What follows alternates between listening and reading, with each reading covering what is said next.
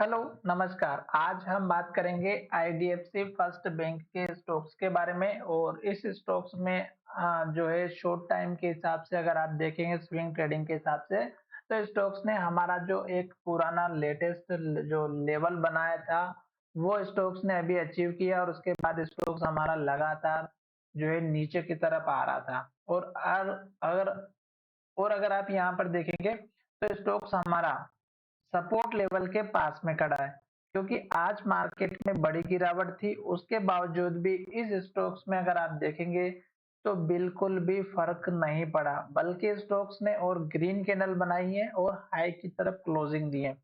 तो इसका मतलब ये हुआ कि स्टॉक्स अभी पोटेंशियल लेकर के खड़ा है और स्टॉक्स में ऊपर जाने का दम है। और हमें ध्यान में ये रखना है कि स्टॉक ने लास्ट का हाई बनाया है और अभी स्टॉक लास्ट के लो की तरफ जा रहा है। कहने का मतलब ये है कि स्टोक्स ने अगर आप देखेंगे जब गिरते हुए आ रहा था स्टोक्स ने यहाँ पे लास्ट में लो बनाया था 52 रुपए के आसपास का। दोबारा इसी के पास आया स्टॉक 52 रुपए के आसपास और फिर से स्टोक्स ऊपर की तरफ गया। फिर स्टोक्स ने हमारा इस कैंडल के हाई को ब्रेकआउट किया और स्टॉक ने यहाँ पर हाई बनाया। अब अगर आप देखेंगे इस हाई के बाद फिर स्टॉक ने यहाँ पर हाई बनाया और ये जो हाई बना है इसको अगर आप अच्छे से देखेंगे तो ये स्टॉक्स का पुराना लो लेवल था जो कि 70 रुपए के आसपास का था और स्टोक्स ने हमारा यहाँ पर हाई बनाया था 70 रुपए का। फिर स्टोक्स ने इस हाई को तोड़ा यहाँ पर हाई बनाया और इस हाई को अगर आप देखेंगे तो स्टोक्स का यहाँ पर जो हाई बना हुआ था जैसा कि आप यहाँ पर देख सकते हैं वो आपको अच्छे से दिखाई दे रहा होगा और इस कैंडल का लो भी है। तो ये स्टोक्स ने अचीव किया। यहाँ पर स्टोक्स ने फिर गिरावट दिखाई और इस लो के ऊपर लो बनाया। फिर इस लो के ऊपर अब यहाँ पर स्टॉक हमारा लो बनाते हुए दिखाई दे रहा है 1.83 लगभग 72 रुपीज के आसपास। और स्टॉक ने जो हाई बनाया था ये स्टॉक्स का पुराना लेवल था। यहाँ पर आया और स्टॉक ने यहाँ से ही गिरावट दिखाई और एक के बाद एक रेड कैंडल बनाई।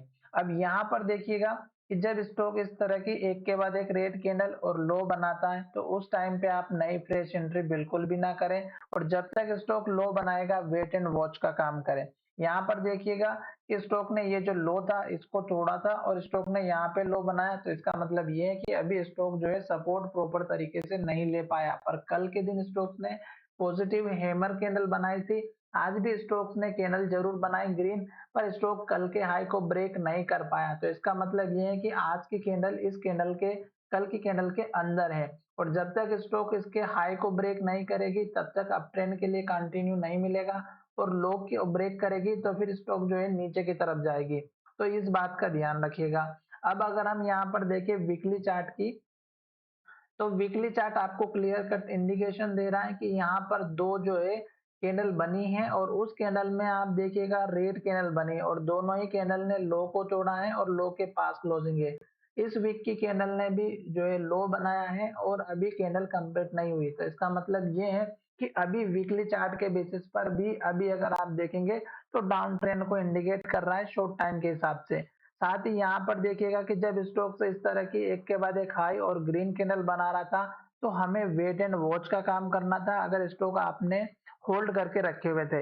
अब ये जो कैंडल बनी थी इसमें आपको सतर्क होना था क्योंकि ये स्टॉक की वीकली चार्ट में इन्वर्टेड हैमर बनी और इसके बाद स्टॉक्स ने हाई बनाना बंद किया और रेड कैंडल बनाना स्टार्ट की और पिछली कैंडल के लो के नीचे क्लोजिंग दी थी।